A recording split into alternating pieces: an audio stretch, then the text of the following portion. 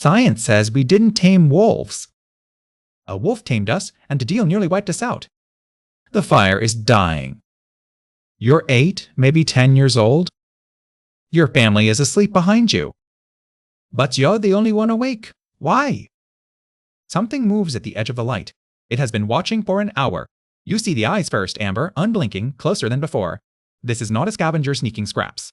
It is a hunter, built to run down prey twice your size. And it is not afraid of you. Imagine that stillness. Scientists now know wolves began following human camps 20,000 years ago, maybe more. Not cowering in the dark, studying us. The truth is, they were already ahead. Here is the part that should terrify you. They were better at reading us than we were at reading them. They learned our fears, our routines, our weaknesses. The wolf didn't need us to survive. It chose to learn us anyway. Picture that patience. But why would a killer decide to live with us? And why did it almost wipe us out? The truth was born of starvation. Nothing else could have forced it. Wolves didn't need our fire to stay warm. They needed our scraps to stay alive. Their stomachs growled louder than their instincts screamed. Imagine that sound.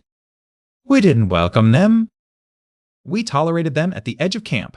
Every night, our ancestors held their spears tighter. But the spears never flew.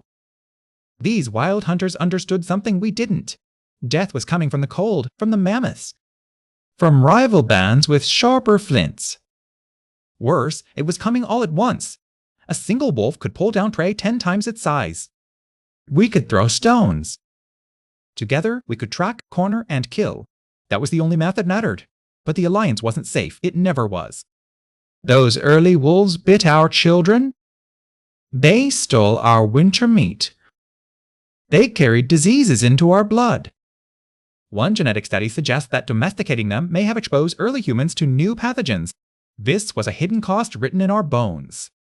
Every generation, the gamble reset. Every generation, some families paid the price. The worst part?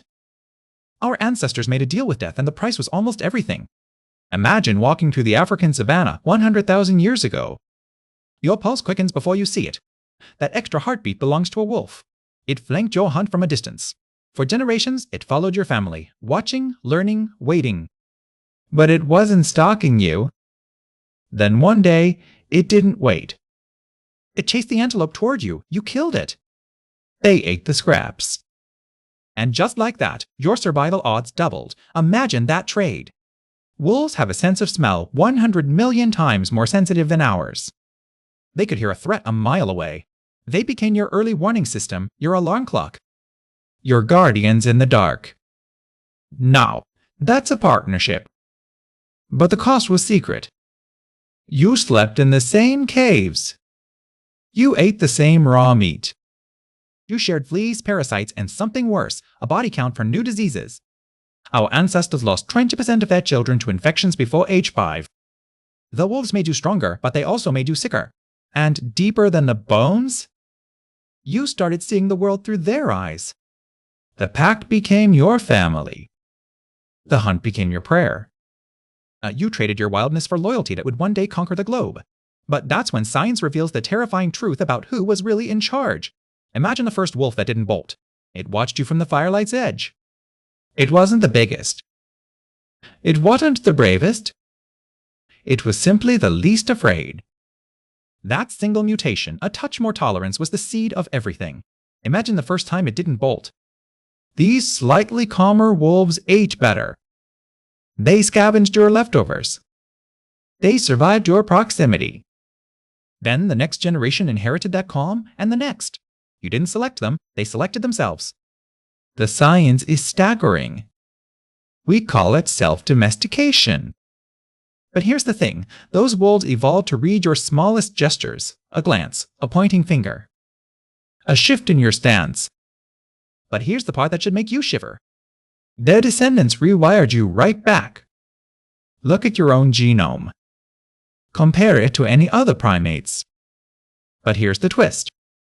You carry extra copies of a gene called SRGAP2. It builds new neural connections in your brain's empathy centers. Think about that for a second. Wolves didn't get that gene from nowhere. Domesticated dogs show similar changes in their own neural wiring. A wolf tamed itself. Then it helped us tame ourselves. The predator's calm became your empathy. Your pack became theirs. Partnership wasn't just behavioral, it was biological. Their brain changed to fit yours. Your brain changed to fit theirs. Now stop. And just when you think it's safe, the next discovery will change how you see your dog forever. Picture the first campfire. Not a cozy image.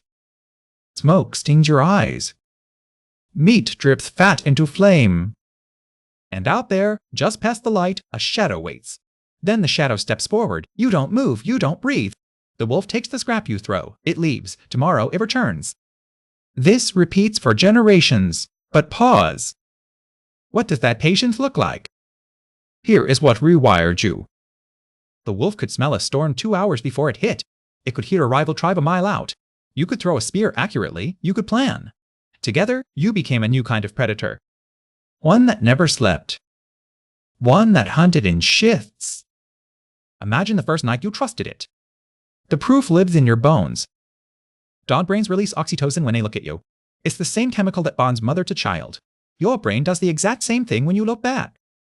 That is not affection. That is biological fusion. Now feel that. You stopped being two species.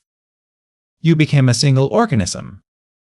But this domesticated bond came at a price that echoes into today.